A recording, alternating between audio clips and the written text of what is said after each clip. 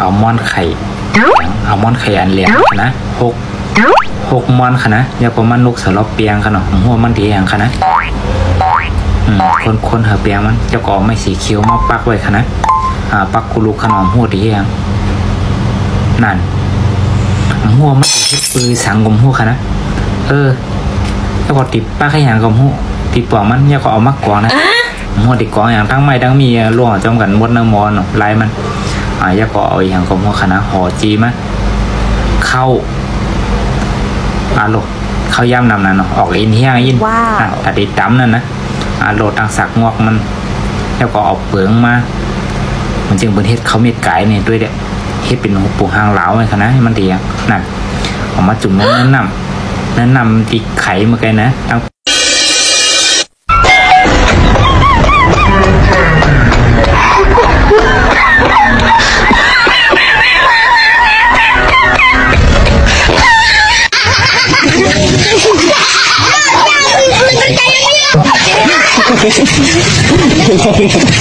คือเอามากวางเอามือใส่รวให้นั่นกำเหลียวเพราะยานั่นกำลื่นมันก็ใส่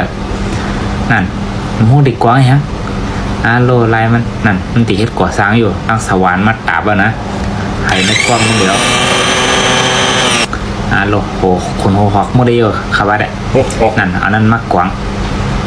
นั่นลายมันเดี๋ยวก็เอาวุ่นอย่างกลมหัวคณะเป็นวุ่นอ่ะมันจึงเก๊กห้วยนี่ค่ะเคยมันนั้นใครอยู่สองสายเดียวนะนะมันตีวางดิ้งดึงตัวลายมันเอาเถียกมันจึงถูกพุ่งเขานะมันจึงเขา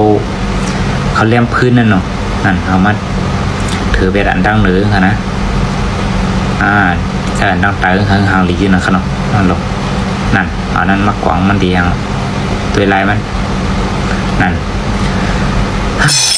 คือจ้อมน่ะเนาะด้วยก็คือจ้อมค่ะด้วยลายมันนั่นเอาอย่างมาใส่นั่นเทียงก็มุนี่เป็นแคปเดี๋ยวก็มัดตัวมันนั่นไว้ค่ะนะ